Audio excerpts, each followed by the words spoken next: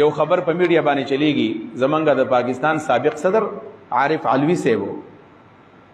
حیران یم چې دا سه قابل سړی و یعنې عام سړی هم نه دی ډاکټر دی ډینټل ډاکټر پاتې شوی دی بیا په پاکستان په غټ عهده باندې پاتې شو صدر پاکستان پاتې شو نو داسې کمزوري خبرې وکړله یا د چاپلوسۍ په بنیاد باندې کړې ده کله انسان ځان له عهده غواړي که نه د هغې دپاره سکار کول غواړي نو هغه پرون د سابق وزیر اعظم عمران خان سے په باره کې یو خبره کړل ده ډېره خطرناکه خبره یې کړله ډېره خطرناکه هغه خبره دا کړې ده چې د عمران خان صاحب له الله څومره شهرت ورکړی دی نو دومره الله تعالی انبیاو له هم نه دی ورکړی دی دې خبرې څه صورت دی اوسو دا خبر په بل انداز باندې هم کولی شي چې الله تعالی ورله ډېر شهرت ورکړی دی او خلک یې پېژني موږ هم دا تسلیمو بلکل یې مشهور لیډر دی او ټولو دنیا یې پېژني پاکستان کې میجارټي دا خلک ورپسې دی او دا خبره کول چې د انبیاو نه الله ډېر شهرت ورکړی دی نو دا خبرې ما ته څه خطرناکې غوندې ښکاره کېږي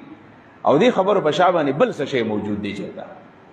هغه دا ده چې ورو ورو باندې هلکې ما کتل ښه صفا خبره کومه ګورئ ما کتل چې په دې باندې بعد د دوی د پارټۍ د خلکو څه ریسپانس راځي چا پې ریسپانس نه دی راغلی داسې کوم ډېر خلک به ناستي زه نه یم چې نشته به کي چا ریسپانس پې ما وندلي چېرې دا خولې وله والی و چې دا څه بکواس کېدو په کار خو دا و چې دا اوس په جیل کې وي او داسې کلک احتساب کړی وی چې دومره لوی سړی د پاکستان د تندي یو قسم جمر او دا بکواس کې په کار په جیل کې پروت و هېڅ چا پې څه ونه ویلو نه کارکونانو څه ویلو ورته نه چا بغاوت وکړو نه چا احتساب وکړو دې نه معلومېږي دا چې موږ کې بېحیسي ډېره زیاته راغله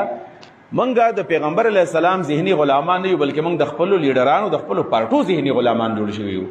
لہذا که دا د هرې پارټۍ سړی دی که دا د تحریک انصاف دی او که دا د بلې پارټۍ دی